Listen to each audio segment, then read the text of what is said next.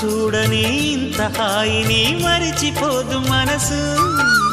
ఒదిగి ఉండి నీ వాకిటిలో బదులు కోరి నే నిలుచున్నా.